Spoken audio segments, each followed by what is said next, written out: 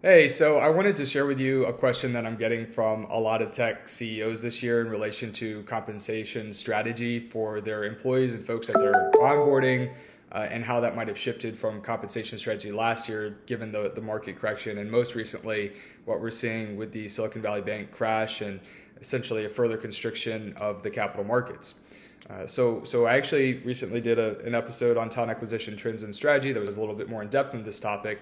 But as a brief summary, we don't need to artificially consider controlling our compensation strategy when it comes to salaries that we're providing to new employees.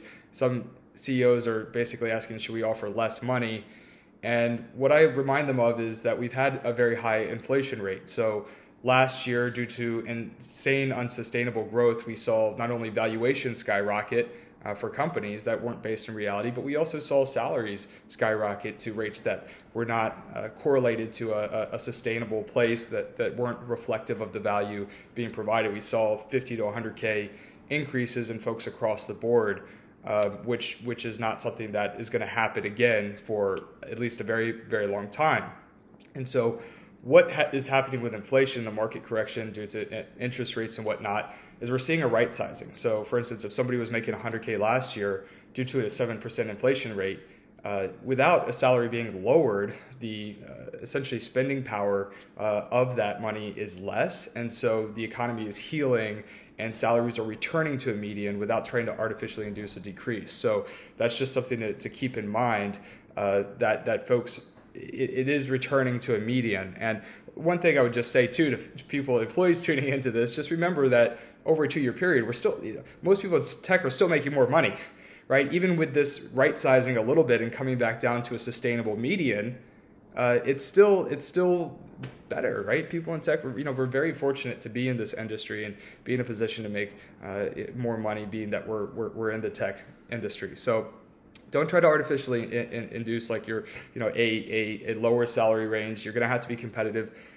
with the market, and you can do so by keeping salaries around the same as what they were last year. You don't have to make significant increases. To the extent possible, if you have the budget to do cost of living increases for existing team members, that's a really good thing. But just so you know, if you're too much pressures on the P&L right now for a path to profitability and decreasing burn, then just realize that a lot of companies are in that same position, and a lot of folks leaders are not in a position to give those increases. So that's pretty consistent with the market. So you do what you can, but just understand that everybody is under similar constraints. And the other thing that I'll say in relation to compensation strategy, and this is more so my consistent belief, is that you never want to be the company that is trying to be the top bidder for talent. You need to provide a competitive salary range, but I always recommend trying to be in the 75th to 80th percentile in compensation. The reason you never want to try to be the top bidder for talent is because there's always going to be somebody that's willing to pay you more, like for instance, or pay the candidate more. So for instance, if Apple or Google goes through a major hiring surge and decides to offer a candidate that you're going to pay 250K, 400K, what are you going to do about that? Right? I mean, there's just certain things that you're never going to be able to be the top bidder. Another example of this is, like, let's say a company raises like a 50 million Series B, which probably isn't going to happen this year, quite honestly, but just consider it for the thought experiment. They may not be running their business in a intelligent, sustainable way. They might say, we have this large bucket of cash, let's go just spend whatever it takes to get these people.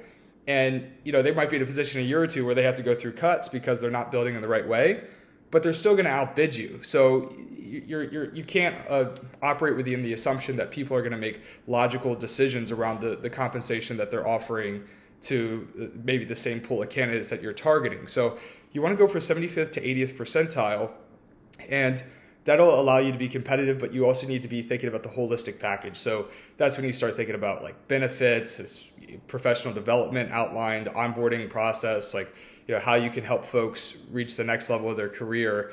The mission, how compelling is it, right? Like, are you doing something different than other folks are doing? Or, if not, what can you offer in terms of like work-life balance or whatever else? So when you have that holistic approach plus the 75 percentile, that actually works pretty well. And from an employee perspective, it's actually beneficial to work for companies that are in the 75th percentile. Like, one thing that I try to remind candidates is that it's not always worth working for the company that's the top bidder for talent. for the reason that I just mentioned. If a company is running in an unsustainable way, where they're just throwing money at people, when there is a market correction, those are the companies that have to cut the deepest.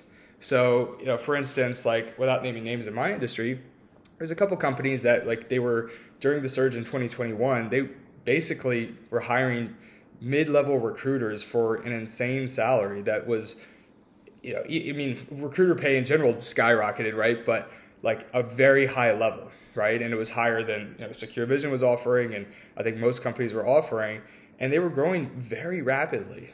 What seemed at the time like to be a massive success, and it was a success. They built an incredible company.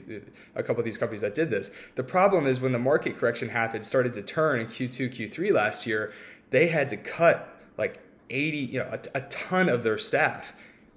Right, well over half the people, because they had to cut into some of their best folks as well, because the salary ranges, the margins just couldn't support it anymore.